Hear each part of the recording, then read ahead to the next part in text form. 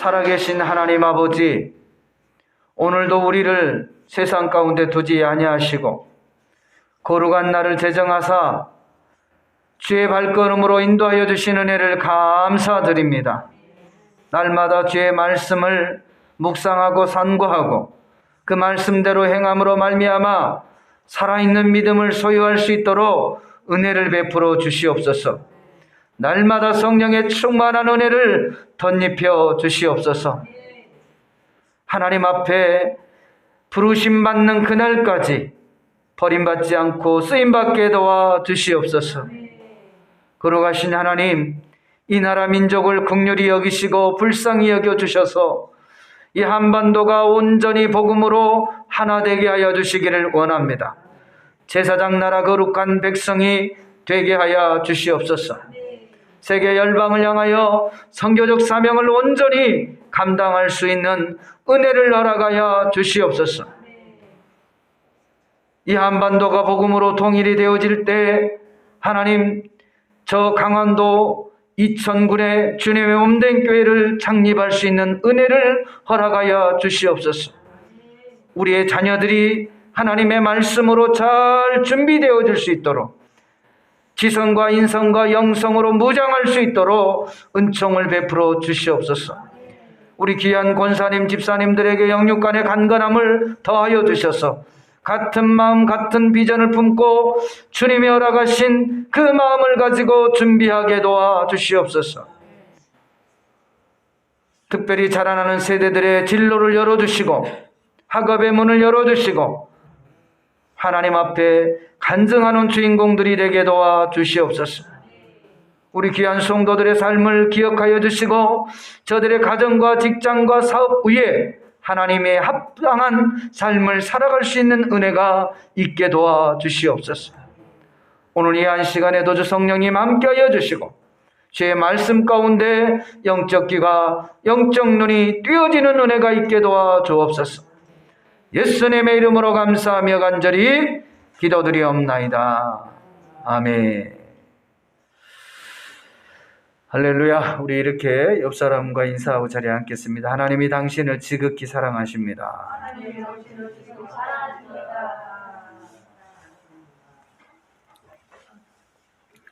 저는 오늘 사무엘상 15장 10절에서 28절 이하의 말씀과 야고보서 2장 14절 이하의 말씀, 그리고 사무엘상 13장 8절 이하의 말씀을 통하여 순종이 제사보다 낫고 라는 제목을 가지고 함께 은혜를 나누기를 원합니다.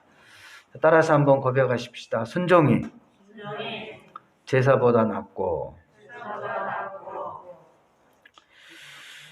특별히 우리 지금 이 한국 교회, 이 남한에 복음이 전해진 지가 벌써 130여 년이 넘어가고 있습니다. 결코 짧은 세월은 아니에요.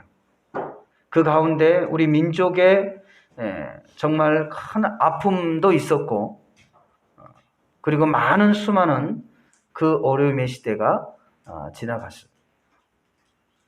일제강점기를 비롯해서 6.25 사변, 한국전쟁에 비롯해 또 보릿고개와 또 빠른 성장으로 인한 적응하지 못한 많은 사람들의 그 무너진 마음들, 이렇게 세계적으로 급속도로 성장해서 우리에게 주어진 이득도 있지만, 그러나 그 반면에 우리가 잃어버리는 것들이 참 많이 있습니다. 그 가운데 하나님께서 우리 민족을 쓰시기 위하여 130여 년 전에 이 땅에 복음의 씨를 뿌리고 오늘날 전 세계적으로 이렇게 부흥하는, 또 하나님을 섬기는 그런 귀한 교회로 하나님께서 세워주셨습니다. 1200만이라는 정말 기록적인 성도들, 그리고 세계에서 가장 큰 교단의 교회가 우리 한국의 질비에 있습니다. 그럼에도 불구하고 또 미국 다음으로 세계 선교사 파송 1위라는 그러한 영예도 안고 있어요. 바로 이것들은 우리 믿음의 선조들이 또 우리의 부모들이 정말 하나님을 온전히 신실하게 그 가난 앞에서 어려움 앞에서 기도하며 간구하며 부르짖었던 결과로 주어지는 하나님의 선물인 줄로 믿습니다. 그럼에도 불구하고 지금 오늘날 교회 현실을 바라보고 우리의 신앙을 바라볼 때 평안한 것만은 아니에요. 지금 현재 오늘날 신앙의 위기가 우리 가운데 지금 다가오고 있다는 사실을 누구도 부인할 수 없는 현실입니다.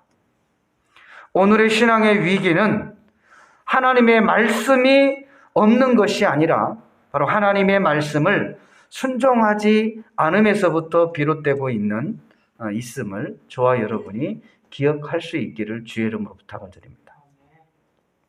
오늘날은요, 정말 TV만 조금만 틀어도요, 얼마나 홍수와 같은 말씀들이 쏟아지는지 몰라요.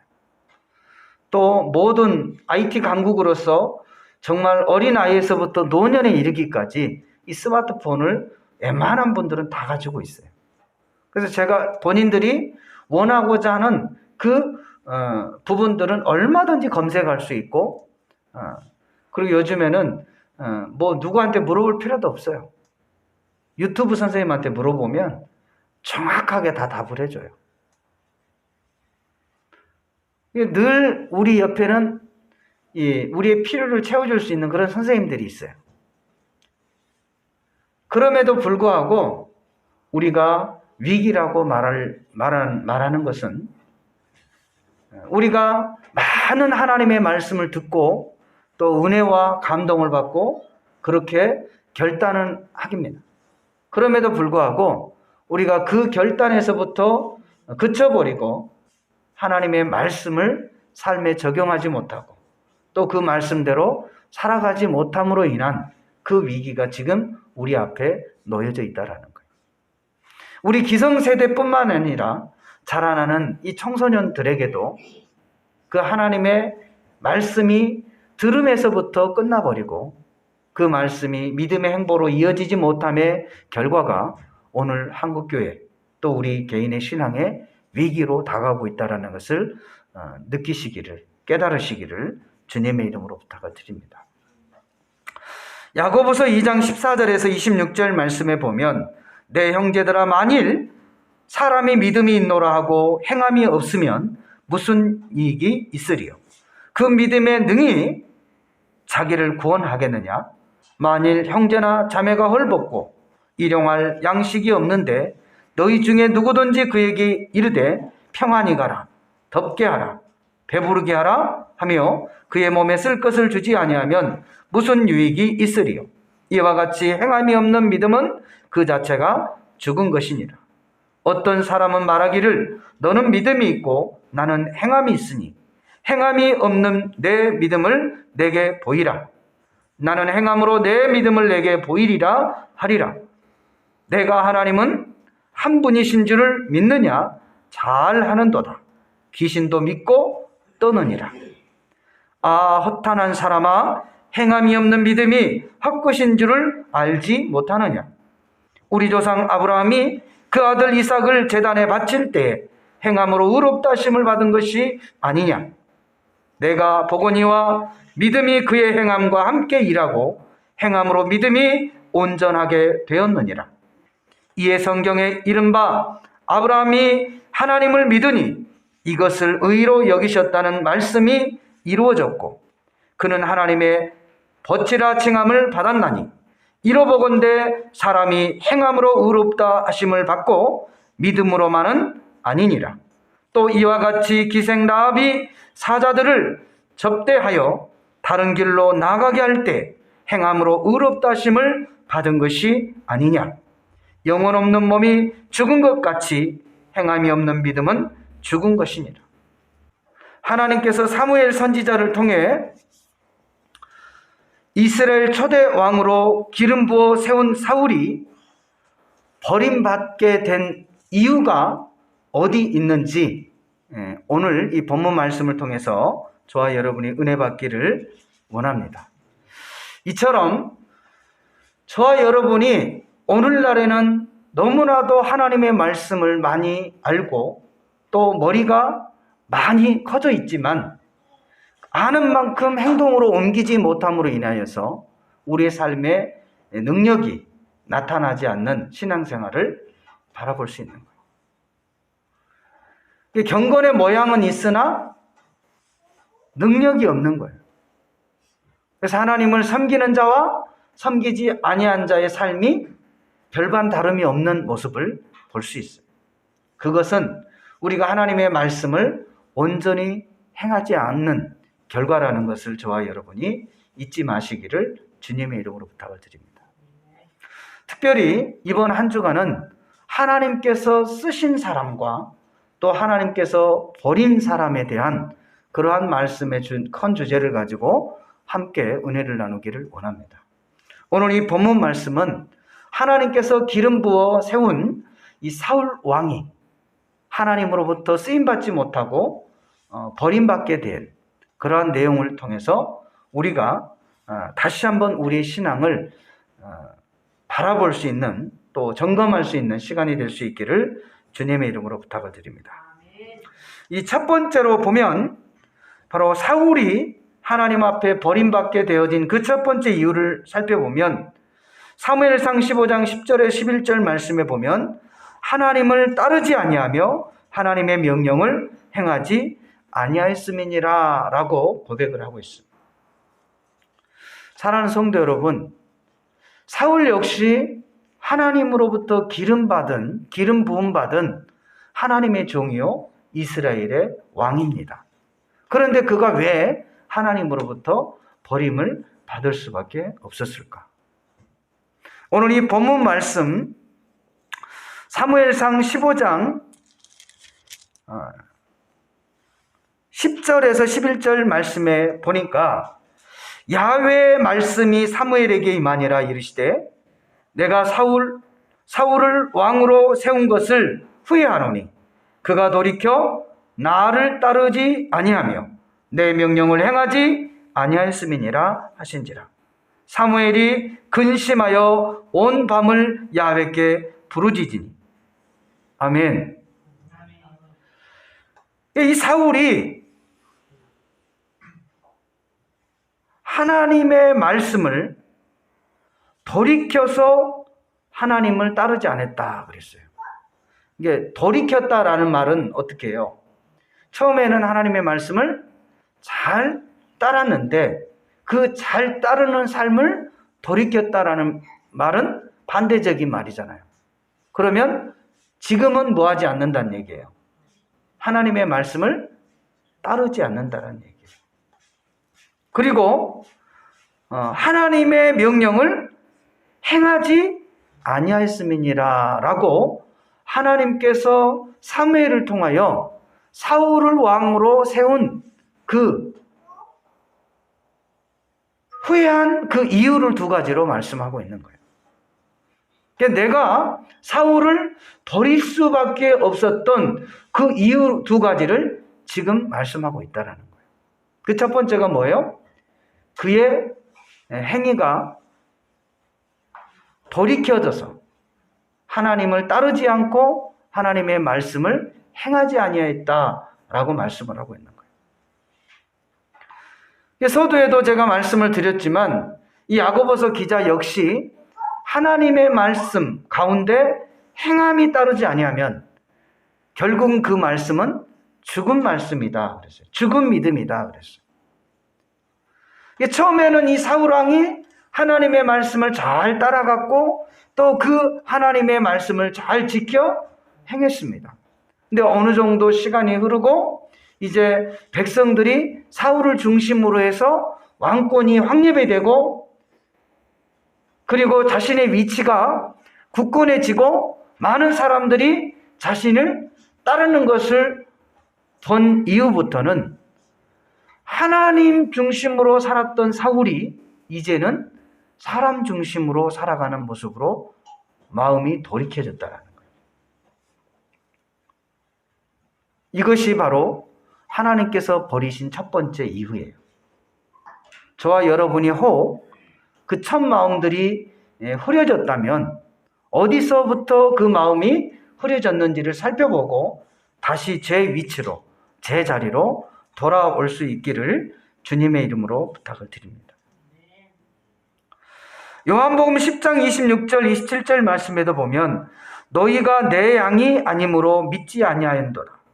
내 양은 내 음성을 들으며 나는 그들을 알며 그들은 나를 따르느니라 라고 말씀을 하고 있습니다.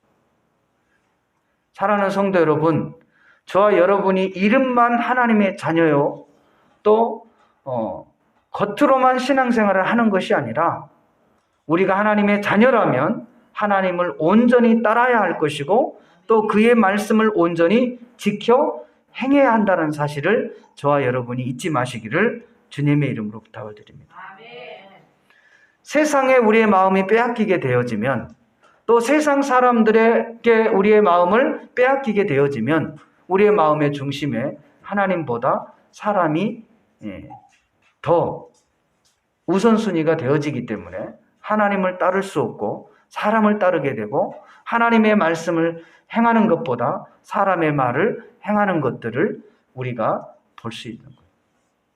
이것은 하나님이 자기 사람들을 세우는 일에 후회하는 조건이 되는 거예요. 하나님께서 버리는 두 가지의 조건이 되는 것입니다. 그러므로 저와 여러분이 하나님 앞에 버림받는 사울처럼 하나님 중심에서 사람 중심으로 옮겨가지 않기를 주님의 이름으로 부탁을 드립니다.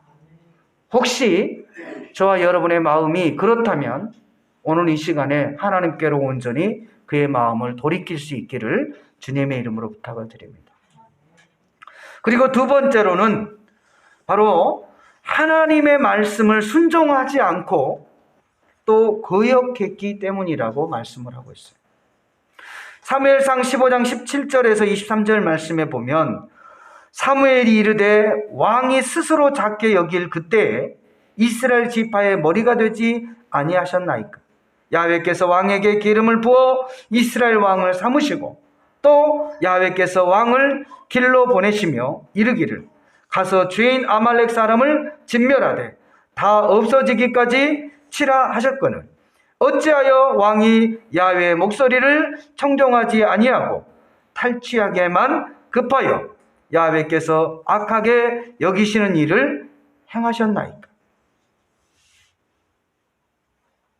사울이 사무엘에게 이르되 나는 실로 야훼의 목소리를 청종하여 야훼께서 보내신 길로 가서 아말렉 왕 아각을 끌어왔고 아말렉 사람들을 진멸하였으니 다만 백성이 그 마땅히 멸할 것을 중에서 가장 좋은 것을 길갈에서 당신의 하나님 야훼께 제사하려고 양과 소를 끌어왔나이다 하는지라.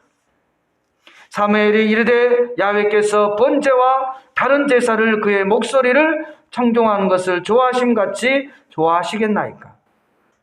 순종이 제사보다 낫고 듣는 것이 수양의 기름보다 나으니 이는 거역하는 것은 점치는 죄와 같고 완고한 것은 사신 우상에게 절하는 죄와 같음이라. 왕이 야훼의 말씀을 버렸으므로 야훼께서도 왕을 버려 왕이 되지 못하게 하셨나이다. 아멘. 저와 여러분이 하나님 앞에 귀하게 쓰임받다가 버림을 받을 수 있는 두 번째 이유는 하나님의 말씀을 온전히 순종하지 않기 때문이라고 말씀하고 있어요. 그리고 하나님의 말씀을 거역하기 때문이라고 말씀을 하고 있습니다. 저와 여러분이 어떠한 환경 속에서라도 이 하나님의 말씀에 순종할 수 있기를 주님의 이름으로 부탁을 드립니다.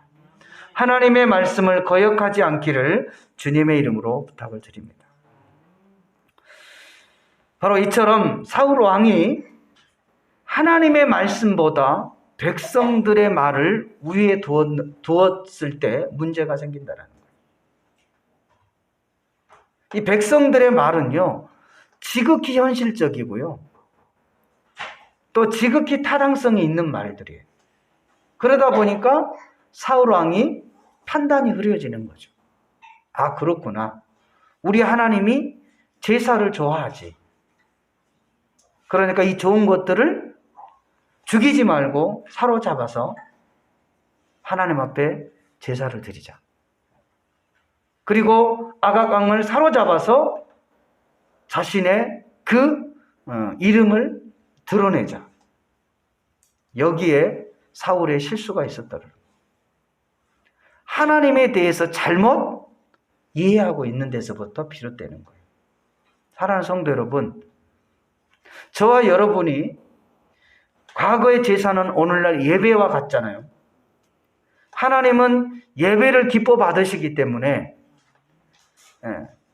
그 하나님의 온전하신 마음을 헤아리지 못하고 그 보여지는 예배 형식에 국한되어서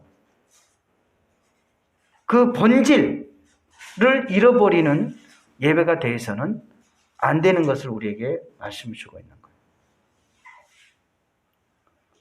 하나님은 오늘 이 사울의 잘못된 행위를 통해서 제사보다 순종하는 것이 낫다라는 것을 말씀해 주고 있는 거예요. 이 얘기가 무슨 말씀일까요? 우리가 수백 번, 수천 번의 예배를 드린다 할지라도 그 예배를 통해서 하나님께서 선포되어진 말씀을 삶 가운데 행하지 아니하면 그 예배는 결국 반쪽짜리 예배밖에 되지 않는다는 거예요. 우리가 잘 아는 가인과 아벨의 제사를 너무나 잘 알고 있잖아요. 하나님께서 가인의 제사는 받지 아니하고 아벨의 제사를 그와 예물을 받으셨다라고 말씀을 하고 있어요. 바로 그것은 아벨은 삶의 제사를 하나님 앞에 올려드렸다라는 거예요. 평상시 하나님과 동행하면서 그 말씀을 삶 가운데 행하고 순종했다라는 거예요. 그리고 그 말씀을 대적하지 아니했다라는 거예요. 사랑하는 성도 여러분, 오늘날 저와 여러분이 수번의, 수천 번의, 수만 번의 예배를 드린다 할지라도 우리가 삶 속에서 그 하나님의 말씀을 온전히 순종하고 그 하나님을 대적하게 되어질 때는 이 사울과 같은 결과를 받을 수밖에 없다는 것을 기억할 수 있기를 바랍니다. 그 대표적인 사례가요, 여러분, 이 전 세계적으로 지금 코로나로 인해서 예배의 횟수가 제한이 되잖아요.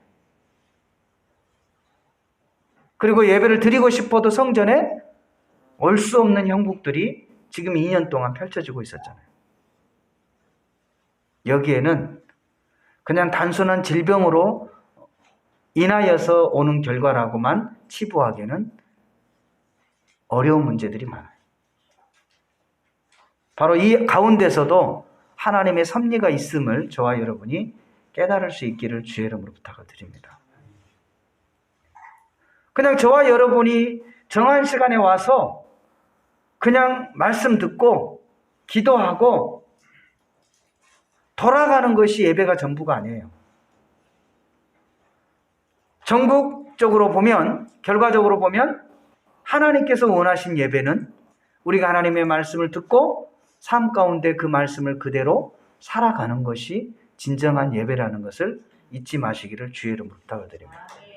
바로 신앙의 위기가, 그리고 세상 사람들로부터 손가락질 받는 이 믿음의 사람들이 결국은 이 말씀대로 온전히 살아가지 못함의 결과로 지금 나타나고 있다는 것을 우리는 반드시 기억을 해야 돼요. 그러므로 진정한 예배, 삶의 예배를 회복할 수 있기를 주님의 이름으로 부탁을 드립니다.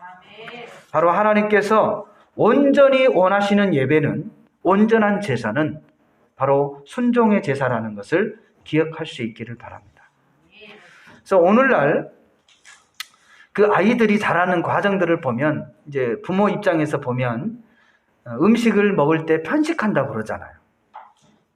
자기 입맛에 맞는 것만 골라서 아이들이 먹고, 또 김밥을 먹을 때도 보면 뭐 햄이나 이런 것만 먹고 당근이라든지 기타 뭐 단무지 같은 거는 그냥 빼내고 먹는다고 그러잖아요. 그거를 이제 편식이라고 하는데, 우리 신앙의 편식도 있어요.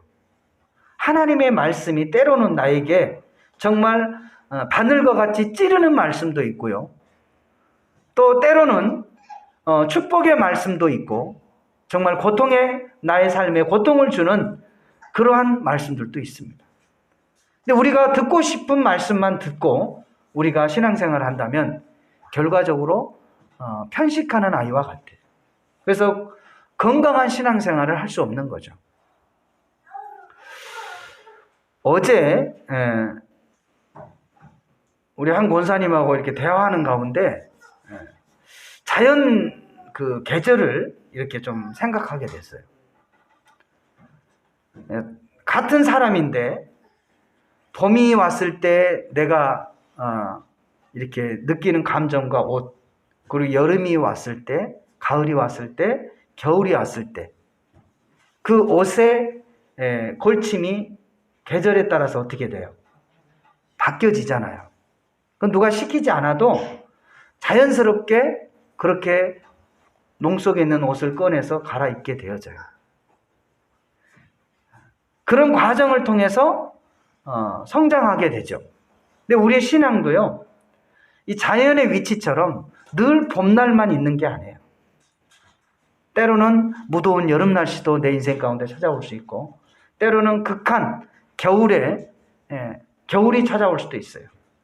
근데 그때마다 저와 여러분이 잘 옷을 갈아입고 또 그때 하나님이 주신 말씀을 부여잡고 그 고비를 넘어갈 수 있기를 주님의 이름으로 부탁드립니다.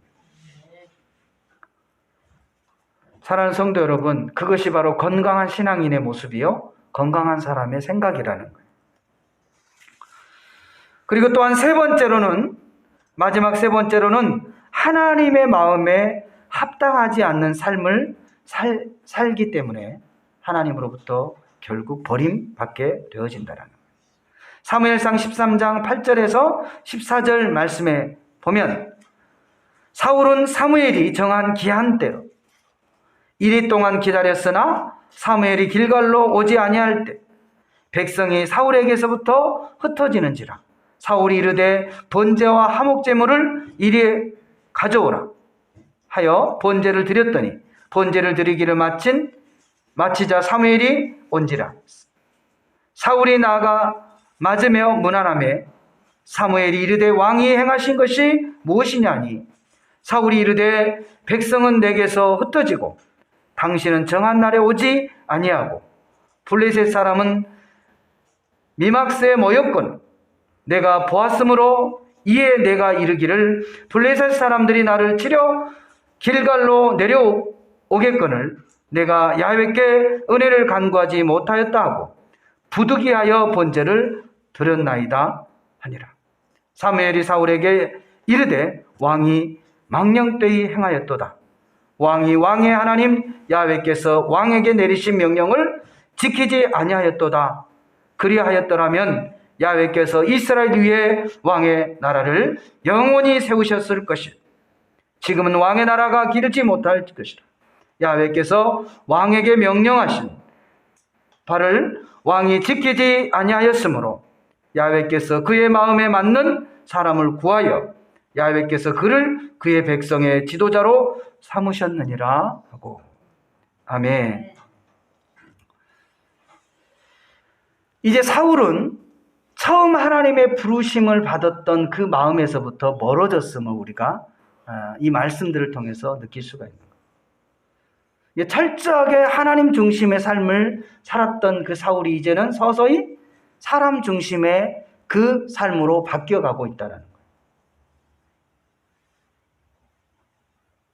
그리고 이제 많은 것들을 누리는 이 사울은 그 누리는 것들을 빼앗긴 것에 대한 두려움이 있었던 거예요. 자기 백성들이 지금 블레셋 군사들이 쳐들어온다는 말을 듣고 예배를 드리려고 작정을 한 날에 그 제사장이었던 그 선지자였던 사무엘이 어떻게 해요? 오지를 않는 거예요. 마음에 조급증이 생기고 불안증이 생기기 시작해요. 근데 설상가상으로 백성들이 두려워서 이제 한 사람 두 사람 사울에게서부터 뭐해지는 거예요? 흩어지는 거예요. 떠나는 거예요. 그 사람 중심의 그 사울의 그 왕의 모습이 이제 그 중심된 축들이 사람들이 흩어지는 모습을 보면서 불안한 생각이 들어가는 거죠. 그래서 어떻게든지 수단과 방법을 가르지 않고 예배를 드려서 그들을 어떻게 하려고? 모으게 하려고. 지극히 인간적인 방법이죠.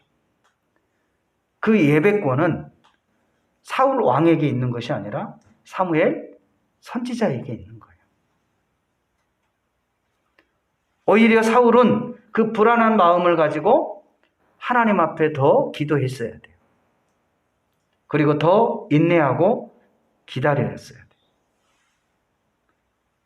저와 여러분은 섣불리 행동하지 않기를 주님의 이름으로 부탁을 드립니다.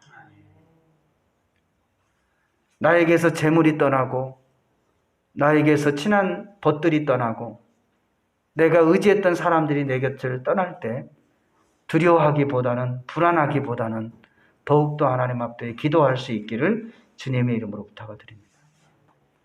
이 사람을 흩트고 모으는 것은요, 하나님의 권한에 있는 거예요. 그것을 저와 여러분이 철저하게 믿고 의지한다면 이 흩어지는 환경을 보면서 하나님 앞에 더 가까이 나가야 돼요. 그럴 때 하나님께서 다시금 그들을 동서사방에 있는 자들을 모으신다라는 것을 기억할 수 있기를 주님의 이름으로 부탁드립니다. 따라서 한번 고백하십시다. 내게 있는 것들이 흩어질 때 하나님의 관계를 점검할 때입니다. 아멘. 내 것이 이렇게 흩어지거나 사라질 때는 하나님과의 관계를 다시 재점검하고 하나님 앞에 더 가까이 나아갈 수 있는 저와 여러분이 되어지시기를 주님의 이름으로 부탁을 드립니다. 저와 여러분의 삶이 하나님 마음에 합당한 삶이 될 수 있기를 주님의 이름으로 부탁을 드립니다. 그럴 때 하나님께서는 길을 열어주시고 환경을 열어주시고 없는 것을 있게 하시고 부족한 것을 채우시고 연약한 것들을 강하게 하셔서 그 하나님의 뜻을 이루어 가신다라는 것을 잊지 마시기를 주님의 이름으로 부탁을 드립니다. 결론 말씀을 드리겠습니다.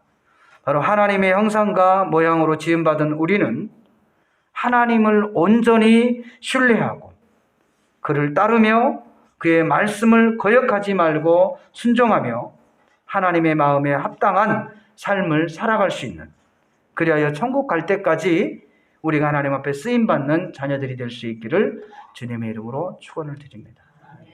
이 시간에 이 말씀을 기억하면서 우리 주님의 성으로 세 번 부르시고 기도하겠습니다. 주여, 주여, 거룩하신 참 좋으신 하나님 아버지, 우리가 하나님의 형상과 모양으로 지음받은 하나님의 자녀임을 분명히 잊지 않게 도와주시고 정말 하나님의 말씀을 아버지 안에 따라갈 수 있게 도와주시고 하나님의 말씀을 행할 수 있는 그러한 살아있는 믿음의 소유자들이 될 수 있도록 하나님 은총을 베풀어 주시기를 원합니다. 그래야 하나님의 말씀에 거역하지 않고 순종함으로 말미암아 하나님의 마음에 합당한 삶을 살아갈 수 있도록 주여 붙잡아 주시기를 원합니다. 사울왕이 하나님 중심에서 사람의 중심으로 그의 삶의 방향이 선회되어졌을 때 아버지 하나님 이처럼 불행한 결과를 초래했음을 우리는 너무나 잘 알고 있습니다. 거룩하신 하나님, 우리의 마음이 아버지 하나님의 초심을 잃어버리지 않게 도와주시고 온전히 하나님 중심의 말씀 중심의 아버지 하나님의 삶을 살아갈 수 있도록 성령님 도와주시기를 원합니다. 그래 하나님, 우리가 천국 갈 때까지 정말 우리가 하나님 앞에 온전히 쓰임받고 하나님 앞에 마지막 때 착하고 충성된 종이라 일컬음을 받는 우리 믿음의 성도들의 삶이 되게 하여 주시옵소서. 예수님의 이름으로 감사하며 간절히 기도드리옵나이다. 아멘.